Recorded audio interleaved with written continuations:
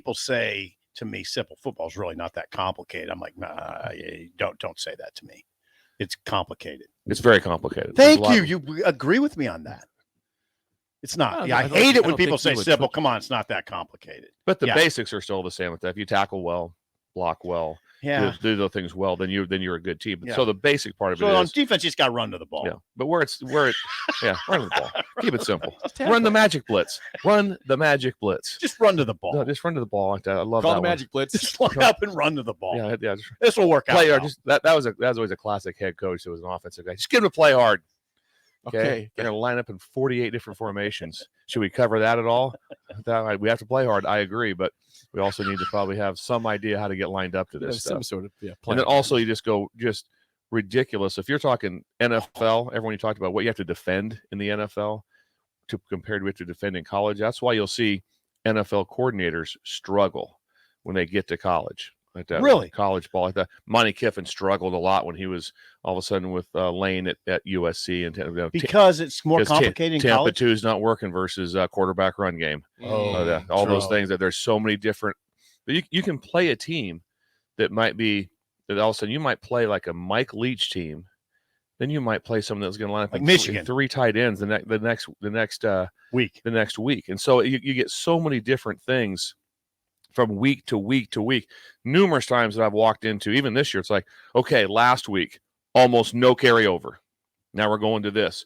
Indiana was wide open, spread them out, go as fast. They led the nation in how fast they got the ball snapped. So that was the number one way. How are we going to get lined up to playing a Michigan or someone different? So it's just a completely different by week to week, where that doesn't happen so much in the NFL. That doesn't happen as much at that. NBA be the same way. It's like, how are you going to defend them? Well, we're going to do this and this. Right. It's pretty much all. There's not a bunch of crazy things going on with change. There's some sets. There's things. There's always more to it than what I would imagine. You're right. And go ahead, Jake. Well, speaking of the NFL, regarding Nebraska and the future for the NFL, 3 players yesterday got invites to the combine, and 1 player did not that you thought might. So O'Shawn Mathis, Trey Palmer, Travis Vokalek have invites to the combine. Garrett Nelson does not. Right. Level of surprise that he did not get an invite first. Well, I've talked to Garrett about it previously before. He wasn't I mean, he wasn't sure he would land an invite to the combine. I mean, he discussed the possibility of not. So I don't think he was shocked by it. I don't think I was shocked by it. Palmer was a no-brainer, right? Oh, yeah. Palmer's a no-brainer. No-brainer. The other one's not. I don't know what I'd say about the other ones. Vokalek. What I want to ask Bill about Travis Vokalek is I was on another podcast yesterday and I was summarily laughed off of it because if I were an NFL personnel person, I would look at Vokalek maybe as a tackle. I might say, hey, would you be open to the idea of playing tackle? Am I out of my mind?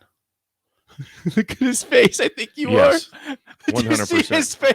That was the most disappointed face I think I thought has given us. I thought he was going to talk like a round he might go and what this. And I think he goes, all of a sudden, did you see his face right there? You're probably the guy that thought that the offensive tackle. You're probably the one that thought the Dallas Cowboys' last play of the season was the 8-yard boom with the starting tailback and running back at center. You probably thought that was a great call. Great play. I liked it. No, he looked back. I was great. So you couldn't put 30 on Vokalek and say, let's try this tackle thing. He's a good blocker. He is a good blocker. It'd be more like in the 50 range probably. Those tackles are like 6'6". They're more in the 323. It would be a lot. That'd be a no. That'd be a hard no.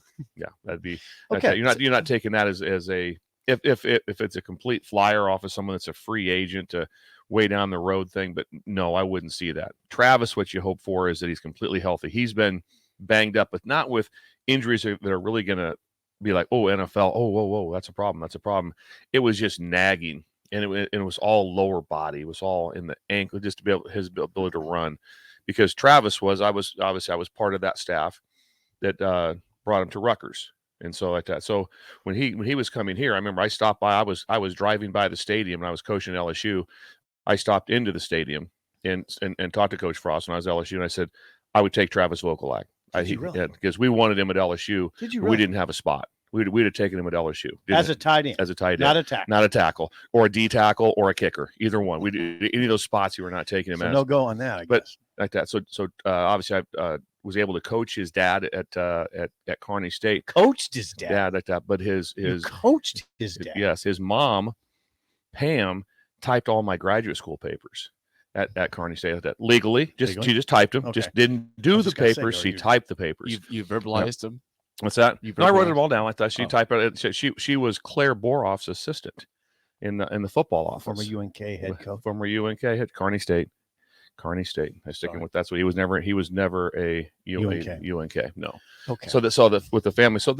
But Travis has when you look at those guys, what you look at the most is potential and measurables. So O'Shawn, first of all, falls into a chance of an elite pass rusher. Pass rushers go way ahead of everybody else. That is a premier position. And he's long. So he has the measurables like that. Garrett's a little bit different measurable wise. Yeah. Has so many characteristics that you want to have in a leader and hard work and all those things. I think Garrett's someone's going to be on a team like for a long time because he's going to somehow fit in there. He's going to make it because even wherever he's at, even if he's a spot player, I mean, you want that type of person on your punt team. Because he's just going to do everything. He was the key person for when you say your best player is your hardest worker. The only reason that things were held together defensively for us down the road was because of people like Garrett Nelson. Now, O'Shawn was great too, but Garrett Nelson's the one that held everything together because of just how his standard and how he worked and everything was the same. I mean, like I said, last game, you'd have thought, well, if we win this one, we're going to the playoffs. That was what he looked like when he was getting ready to practice. So, but the measurables are what come up with those guys. What was O'Shawn like motor-wise? Motor was really good. He had a lot of plays where he ran things down. Yeah. Had a lot of plays where he ran things down. He's one of those guys you look at and you'd be like, what is his upside? What are the chances? He could be one of those guys in 3 years from now. You go, wow, he's one of the top 4 or 5 in the NFL. He's on that line of what he'd be last. But he has great character, work ethic, everything about him. So there's nothing off the field that's going to slow him down. There's nothing work ethic wise that's going to slow him down. So he has all those upsides going for him like that. And then he has some things that you're just God given, like that. It's like, wow, that's pretty cool. Palmer, Trey, had 71 catches for 1,049 yards. So he's Nebraska's all-time leading receiver. Someone asked yesterday, who was the biggest surprise to you on the team? I said Hartzog, but Palmer Hartzog. Palmer not that far behind because I would not have guessed 71 catches for 1,049 yards going into the season. Would you have guessed that? 71 all-time leading Nebraska receiver. Yeah, I would have guessed he would have had a good year. Those numbers, yes, I would have been on the low end of that. Yeah. Also worked out. I mean, offensively, the reason he had those numbers was the number of shots that were thrown to him. I mean, there was sometimes deep you're like shot. you have to have a play call or a chance if they have to throw it deep to catch it deep. And so within the philosophy of the offense, there was a lot of deep shots that were thrown. He was able to obviously bring a lot of those in. Whip, so, Whip liked the deep shot. He liked the deep ball. Coach Whipple. Mark Whipple. Yeah. Like the deep ball. Whipple. Did you notice Whipple breezed out of here so quickly? Haven't even heard his name at all. It's almost like he never was He left it. You haven't heard him anywhere. Right. It's probably the way it wants it. Yeah. Just, I'm not here anymore. Whip. Yep, it's gone. But those guys will they'll Travis is really going to look the part. He will. He does. He looks the part when he walks in the door, and he like I said, he blocks. Great person, great work ethic, everything about it, which is good. The other two have so many upside skill set wise, and Trey will run extremely well. And everyone's still at the combine. They'll like that. Everyone likes the speed. Everyone does that. Fastest player at the combine. I'm just saying. Now, here's the thing: when you guys hear me say Travis Vokalek, maybe look at him as a tackle. That's not to disparage him as a tight end. I do think he can make it. It wasn't intriguing at all to you guys, the coaching staff. Man, look at him. That looks like a tackle. Isn't that a move you do in college? So you don't change a tight end to a tackle in the NFL. It'd be very difficult. There's always you have to make that move. Like Cam Jurgens goes from tight end to center right away at Nebraska. Yeah. They made that move right away. We're making you a lineman. Develop him. Oh, I get it. I understand. It'd be fairly radical. Be pretty radical. Yeah. I think there's 300-pound tackles in the NFL. If you look, there's some 300-pound. Could be. Jay Foreman has chimed in. Oh boy, you want to hear what he said? Kind of. Yes. That might be the dumbest thing I've ever heard. Thank you, Jay. Travis Vokolek going to tackle. I tried to play it off. Jay, yeah, your face. Where did it come from? I did everything. I did everything because the guys would say, the offensive lineman would say he's probably our best blocker, Travis Vokolek, and he's an enormous tight end. He's an enormous tight end. How did Purdy get hurt? I don't know. The tight end blocking, a great pass rusher. Remember that? We had a discussion. Remember yeah.